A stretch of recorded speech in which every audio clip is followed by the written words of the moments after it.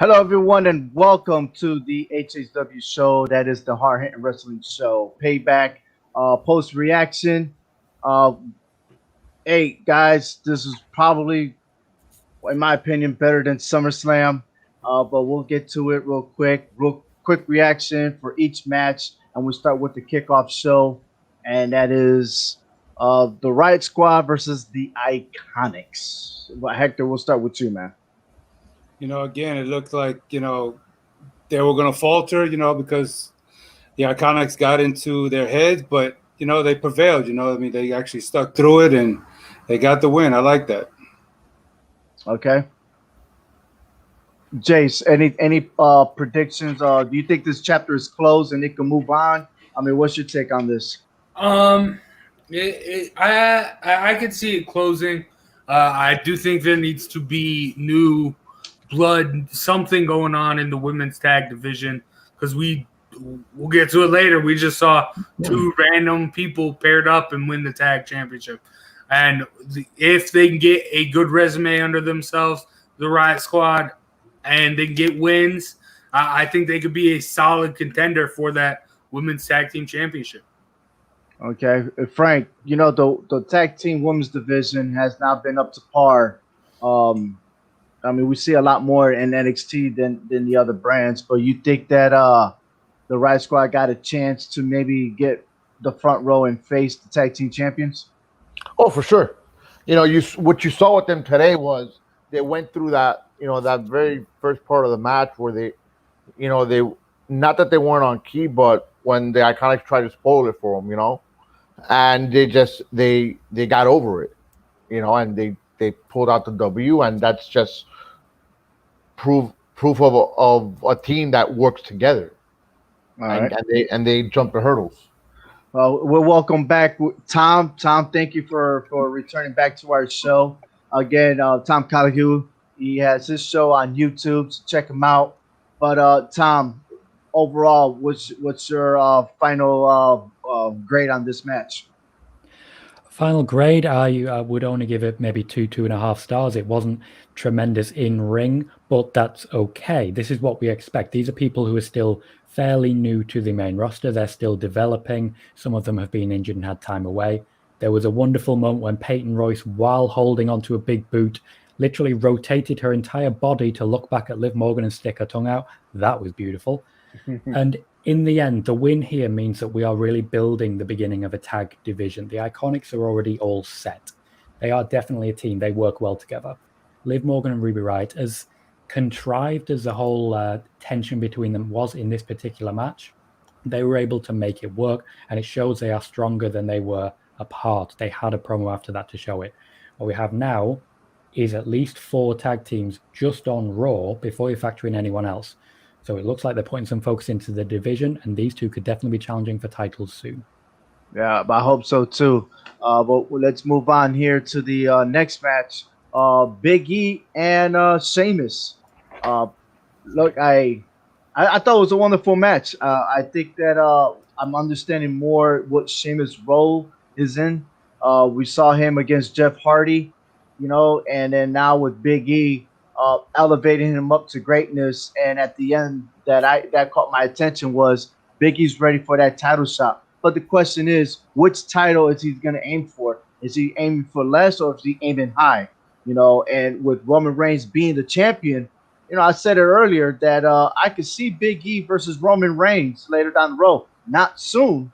I'd rather have that build up in there, but for Big E to face that Intercontinental Championship, I don't think it's suitable.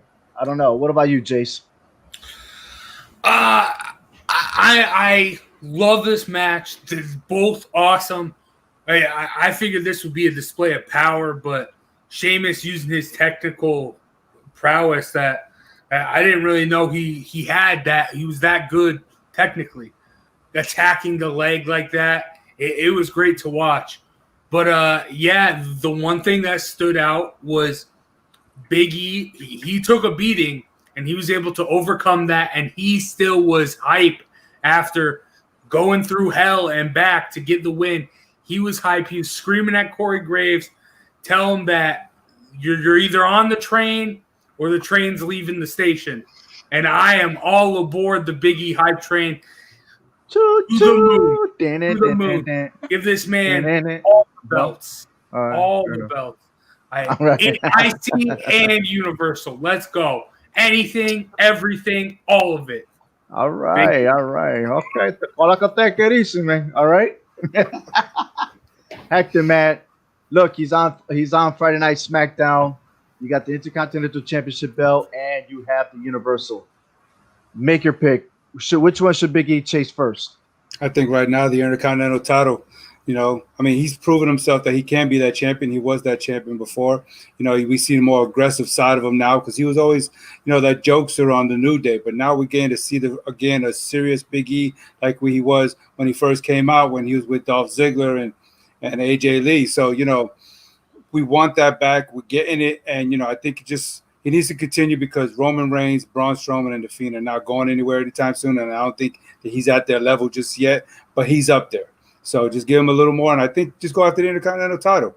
Get that belt back around your waist and then move up the ladder a little bit more. Frank, do you think this feud is over between them two? I think so. Okay. I think it's over. I mean, to me, it's a short fuse. I mean, it was a short feud. I mean, nothing big out of it, so it's done. All right, Tom, give me that grade. What's up? I wouldn't even call this one a feud per se. I think they're pushing Big E the same way they push every babyface, every single one.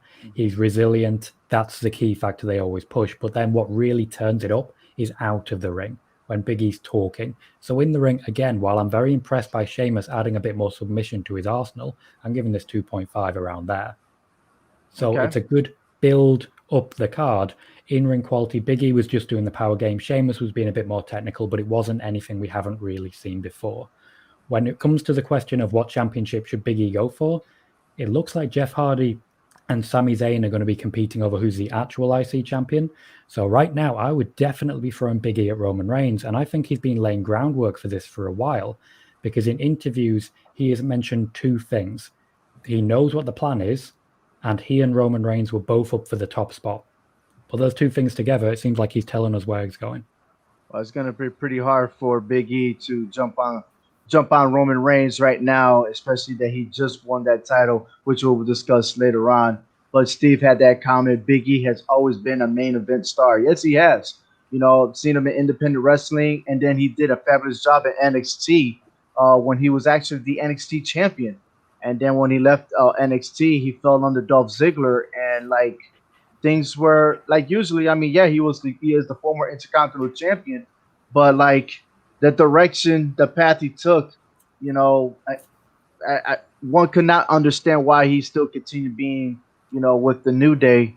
And you heard it last Saturday. We heard it, on Talking Smack, and that frustration is out there. And I think he's seriously gonna try to take it, but it's very hard against Roman Reigns. So we'll see what happens there. Moving on to the next match. I talked little about this, but Matt Riddle defeated King Corbin. It was a fair match. All good for Riddle, but that chapter is not over yet. You see it after the match. King Corbin attacked him from behind, and it just doesn't seem like they want to let this story go. So I don't know, Jace. You got anything on this? I mean, it was what everyone expected. Matt Riddle got the win, but I am a little sour that the book isn't closed. I kind of wanted to see Matt Riddle move on. Maybe he goes after the IC title because he did beat AJ Styles when he had it. So something of that, or even going and feuding with AJ Styles, as Jeff Hardy and Sami Zayn seem like they might be into something there. But it is what it is. I'm sure they'll produce good matches from it. But I wanted this to move on, but I'm okay with it staying. Yeah, we also remember that AJ Styles did defeat Matt Riddle in the Intercontinental Championship. Yeah. And that was when King Corbin sneaked up behind him and attacked Matt Riddle. So, yeah, I don't think right now will be a good time for Matt Riddle to chase that IC title, knowing that he still got King Corbin behind him. Uh, but hey, let's move on to the next one real quick, Hector. Familia, they got it done. Los Misterios. Do you like it? I mean, what you read on this? Yeah, I didn't pick them, but it was a good win for them. I mean, they did what the pay per view called for. They did get the payback. Murphy and the Messiah was not on the same sheet of music. Messiah was all over the place. He was frustrated, and I know the Mysterios got into their head. So I think it was a good win. Especially for Dominic to get his win in. So we're still waiting for him to get his first singles win, but yeah, I think it was good. It was a good match. Maybe about 3 stars. I think All it could have right. been a bit better. Frank, do you think that it's over with Murphy and Seth Rollins? Oh, with Murphy and Seth Rollins. Oh, I mean, he left them hanging. He he, walked away. but he's done it before, and Murphy comes back, to him. So I don't think it's over just yet.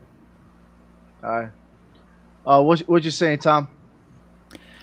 The match was really high tempo, really high octane, and it was intelligent. I'm personally, if I'm rating it, I'm giving it a 3.5. I'm rating this quite high because it never slowed down for more than about 2 beats.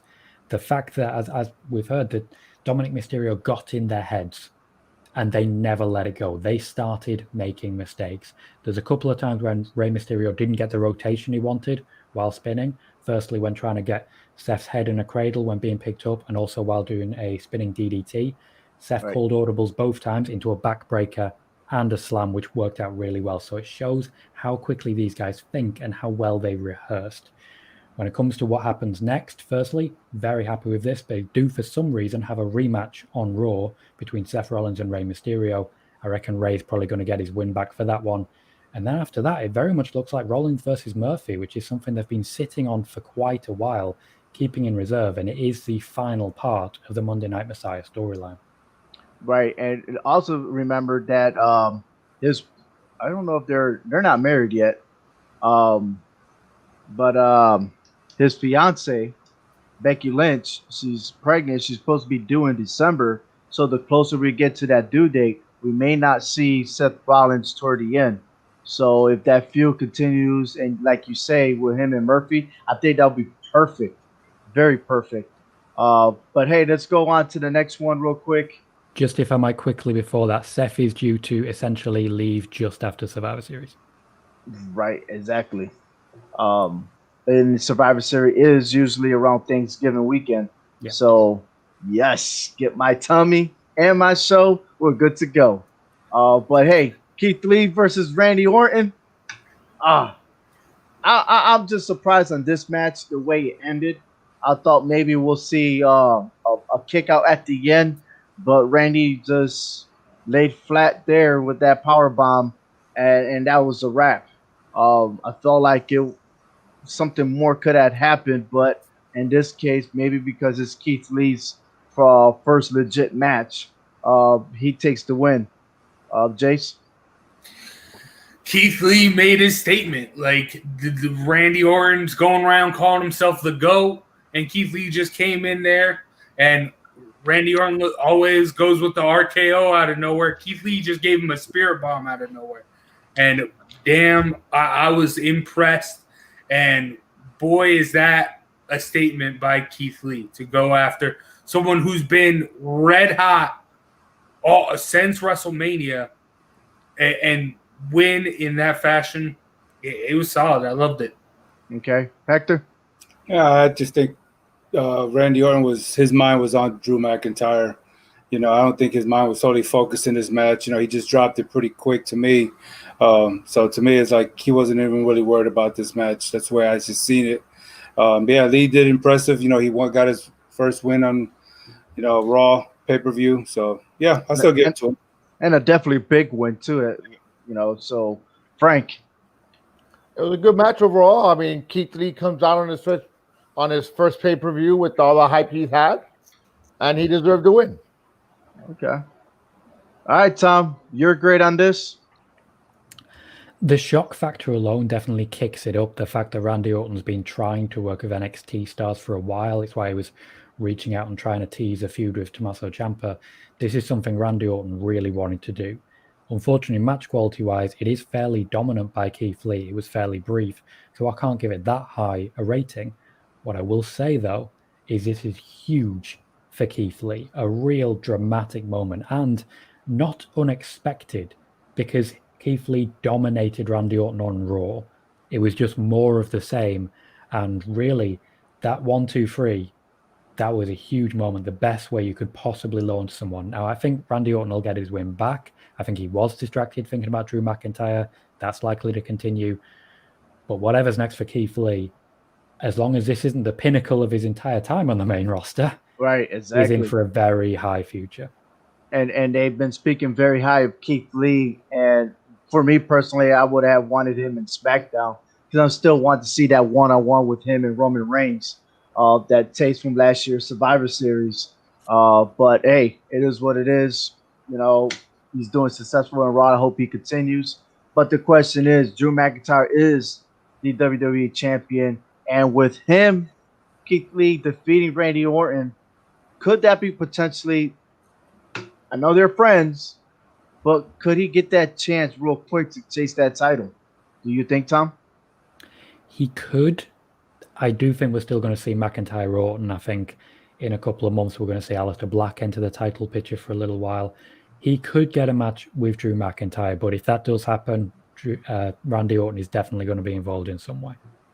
All right. Hey, ladies and gentlemen, hey, our show is still going to go on. Understand that NXT will be happening at 8 o'clock Tuesday night on the USA Network, but we will still continue with our show within the 30 to 45 minutes as we discuss the 1980s tag team turmoil round 2. And also we have a special announcement that we're going to wait until Tuesday to let you guys know what's happening further down the road with the Hard Hitting Wrestling Show. As we move on to the United States Championship, we've just seen a new champion. That's right. Bobby Lashley defeated Apollo Crews. I think everyone, majority, especially on social media, was wanting for this title to change, but definitely is well deserving. Bobby Lashley finally made it happen. So there you go with that match. Also, the tag team championship. We see here, Baszler and Jax are the new tag team champions that defeated Sasha Banks and Bayley. And wow, does this story has more into it. And this way, we're going to work our way backwards here. Tom, I'm going to ask you first. Look, I'm just paying attention to the ending of the match when there were the former tag team champions were outside the ring staring at the new champs. And man, was Sasha Banks really staring hard at Bayley? I didn't necessarily see that. In this particular instance, I think they were both just stunned by what they just experienced. I know everyone is watching every single eye movement that Sasha Banks makes, especially if it's in the direction of her best friend, but I don't think we can read too much into it just yet because they got squashed. They got brutalized. They had about 2 seconds of offense, one near fall, and Shayna Baszler tapped both out at once with just herself. Yes. The two of them were absolutely destroyed. They sold it perfectly in their face, and Shayna Baszler and Nia Jax were surprised that they found it so easy. This great work from Banks and Bayley because they had to lay down hard for this one. Lay down hard. Hey, I'm gonna put that picture in right there. I mean, how embarrassing can you be if you're Bayley getting choked out by your partner's arm and tap out there? I mean, I haven't even seen that in UFC. But then again, I know that's one-on-one, but never have I seen a tag team match like this for someone to tap out the way that Shayna Baszler made that happen. So, Hector, I know you want to say something on that. I bet you Banks was happy that she was the one choking Bayley out. But for a split second there, I thought that Banks was going to find a way of taking Baszler's shoulder down for a 3 count. Just for a split second, because the way Baszler had them both. But yeah, I mean, I think that's just a classic picture right there. That's like the picture of the year for the WWE. that earned a Slammy award. What's up, Jace? I mean, there wasn't really anything too special in this match for me besides the finish. It was what it was. I'm excited to see where this goes, and as I mentioned earlier, it seems like WWE is starting to invest resources into creating a women's tag team division. So I would like to see how actual teams that have been tagged a while how they look against a team like Baszler and Jax, who just thrown together. There's still obviously some chemistry issues there. So I don't see this title reign for them lasting too long. But I do see them making one title defense if they do it on Raw, and that's having Natalia and what's her name that I can't stand, and Lana, because they had words exchanged between Shayna Baszler and Natalia before, you know, and especially when Becky Lynch left because she was pregnant, and Shayna Baszler had said something. So there's still an open chapter there that they could go ahead and work with, but it's very hard to tell. I wish there was more females in the tag team division to make that title worth it, and I hope that they do. Hopefully, they'll establish more and more and more. But what I don't want to see, and it's probably more likely going to happen, is they're going to just grab two women together and make them a tag team.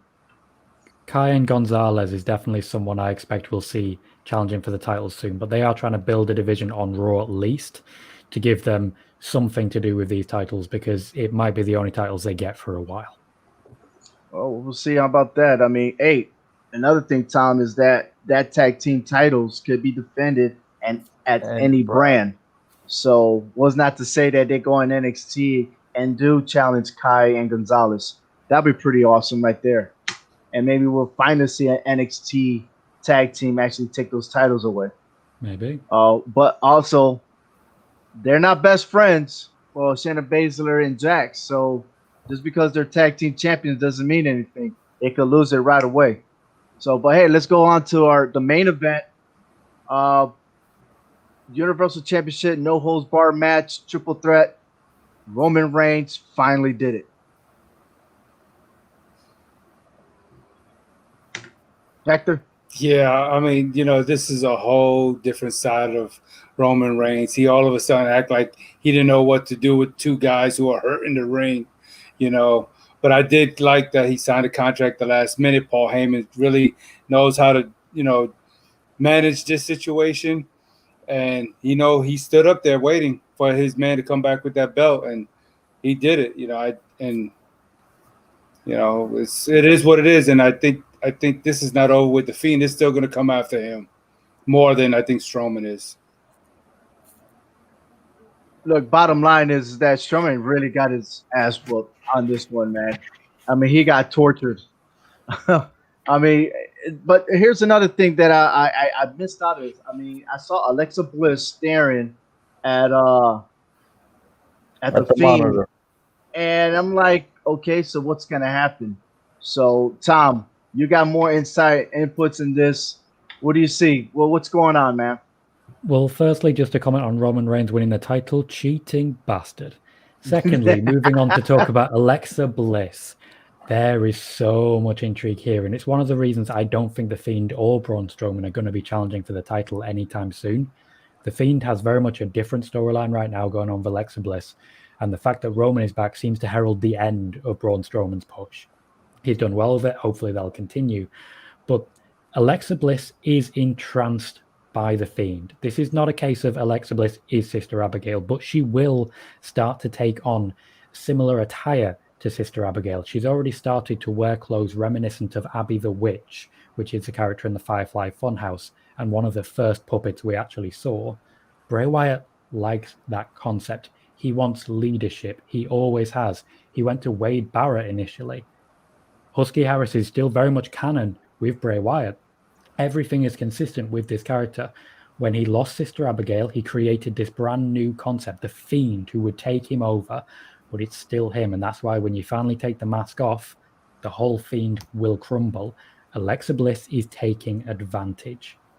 What she's doing is emulating Sister Abigail because she's entranced by the Fiend. And when she finally gets the Fiend, she will set about changing the Fiend and she'll be disappointed by him. She's not Sister Abigail, but she will emulate Sister Abigail, and we will get a very different Fiend. Now, hey, so Jace, let me ask you this: Nikki Cross, is she still gonna? What's up with her? I mean, she used to be Sanity. Do you think she'll go back to Sanity? I am not quite sure. I think we might end up seeing some type of feud. I still think there is something there where screw Bailey and Sasha. I think Nikki Cross and Alexa Bliss could somehow make a good feud. And I want to see that. But as far as this match goes, how dare Roman Reigns come in there and how dare WWE disrespect the Fiend like that? First off, lose his belt at the beginning, the first time he did, to Goldberg. Now this is ridiculous. The whole match was awesome. Anytime a ring gets broken, I'm gonna pop. It was awesome. But that bull crap with Paul Heyman and Roman Reigns coming in there to steal the victory, I hate it. I hate it. I hate Roman Reigns, and I love that I hate Roman Reigns because he's a heel. I don't hate Roman Reigns because he's a baby face constantly getting pushed. I'm mad because I love the Fiend, but as a wrestling fan, I was happy. Look, if Roman Reigns would have started the match just like everybody else, then the Fiend probably would have won that match.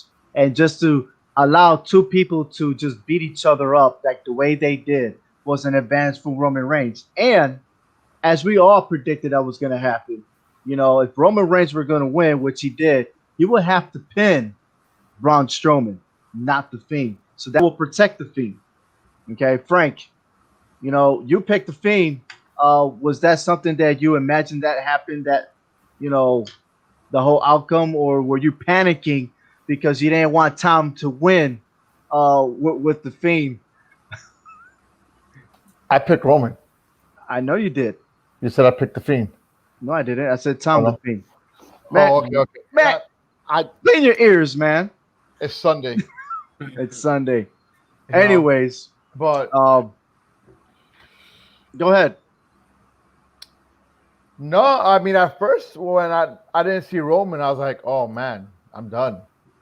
That's it. But eventually he came out, and I got mixed emotions. I like Roman Reigns. I just hate the way he did it.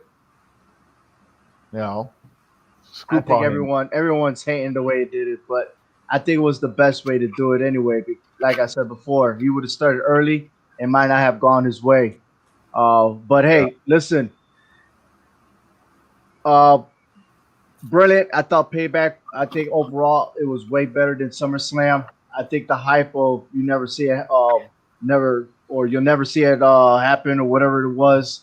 I thought that every match was going to be that way, except that it was towards the end. But we got our dues.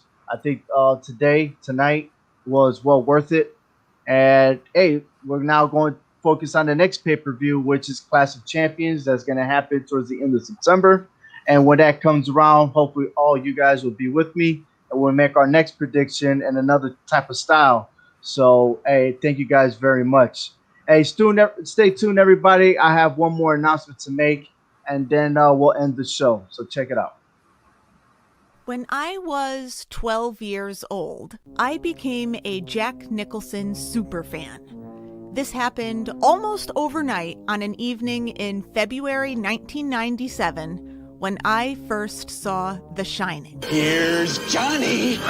In those 20-plus years, I never stopped being a Jack superfan. I want the truth! You can't handle the truth! Get ready for You Don't Know Jack, hosted by me. Subscribe today on your favorite podcast platform. And yes, ladies and gentlemen, if you're tuning in, go ahead and go to www.clovercrestmedia.com. They have all kind over 20 podcast shows, and that was one of them. You don't know, Jack. There's so many of them, so much entertainment going on. Just check it out. Like I said, clovercrestmedia.com. So, like I said, check it out, see what you like. Uh, awesome shows. I'm a fan of each and one of them. Also, this Tuesday, 8 o'clock, we will have our show with the Hard Hitting Wrestling Show. So please stay tuned. The 1980s, and we have a special announcement to make. So please, you want to hear it, you want to listen to it. I'm not gonna wait to the end, but as soon as we start opening the show, I will let you guys know. But other than that, I want to thank all my guests on the show. Tom Collihue, thank you for being here. Frank, Hector, and Jace. Tyler, I know you're watching out there. Hopefully, we'll have you this Tuesday so we can argue some more about these tag teams. But for everybody else, thank you for watching the Hard Hitting Wrestling Show.